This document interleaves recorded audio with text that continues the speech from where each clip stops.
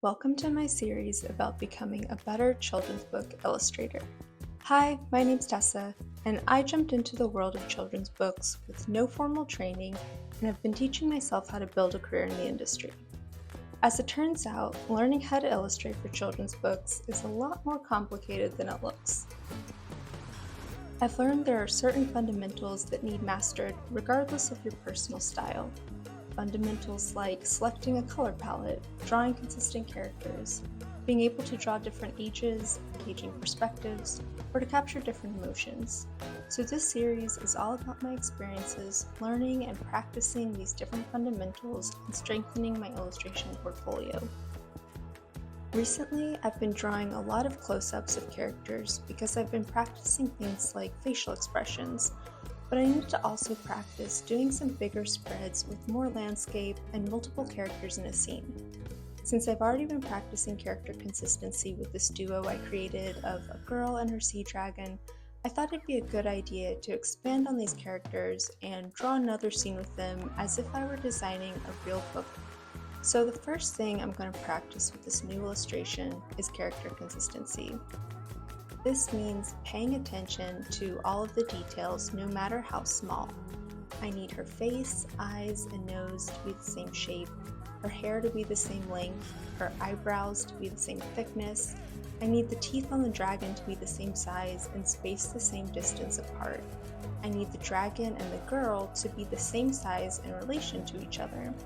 And I need all of these things to be consistent, even if they're in different body positions and if they have different facial expressions. To do this, I like to have a reference picture of them on my screen for the entire drawing process, from the initial sketches all the way through the final coloring stage. The second thing I'm practicing with this illustration is consistent color palette. If these images are all going to be in the same book, then obviously keeping a consistent color palette is crucial. That's why I have a set color palette that I created in Procreate. It contains a certain number of colors, I think it's like 10 to 12, and these are the only colors I use for the entire illustration. The third thing I want to do with this illustration is continue to push my style, especially when it comes to plants. Trees and bushes and greenery in general is something that I love to draw, but I also feel like I struggle a little bit with it. Maybe I'm just being picky because I love scenes in nature and I think trees and plants and flowers can be much more than just an afterthought thrown in to take up space or mindless background. I think they can really be a powerful tool for setting the tone and mood and composition of a scene. I don't know, but plants are something that I'm constantly playing around with and consciously trying to develop and improve upon. So that's one thing I'm not worried about keeping consistent throughout these illustrations, because you don't learn and you don't grow unless you continue to experiment. The fourth element that I'm really trying to work on with this illustration and with all of my illustrations is drawing unique and representative characters.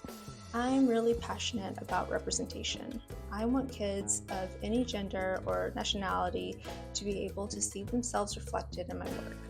This is something that's just a work in progress for me. I drew all of these characters' skin and hair in different shades, but looking at it now, I can see areas I still need to improve on. I have a mix of curly and straight hair, but I need to experiment more with textured hair and with different styles. The fine line you're walking here is being inclusive and representative without being stereotypical. One of my favorite illustrators, Anusha Saeed, talked about this in one of her videos on her YouTube channel. She talked about the importance of representation without being stereotypical, and that a good way to do this is to draw what you see. So I've been paying attention when I go to the grocery store and observing all of the different people, both adults and kids, and noticing what clothes they're wearing, what they're doing with their hair, what are the different mannerisms, how they interact with each other, and trying to incorporate those things from real people around me into my actual drawings. I also need to work on playing around with different body shapes. These kids all look about the same build, so the next time I draw them all together, I'm going to try to make them more distinct and give them their own shapes and builds and heights. If you're interested in the actual drawing process, I've included a time lapse so you can see the scene from sketch to the finished image. Let me know if you actually find it helpful and want me to continue including these in future videos. And please let me know if you have any questions or comments. I really appreciate them and find them super useful.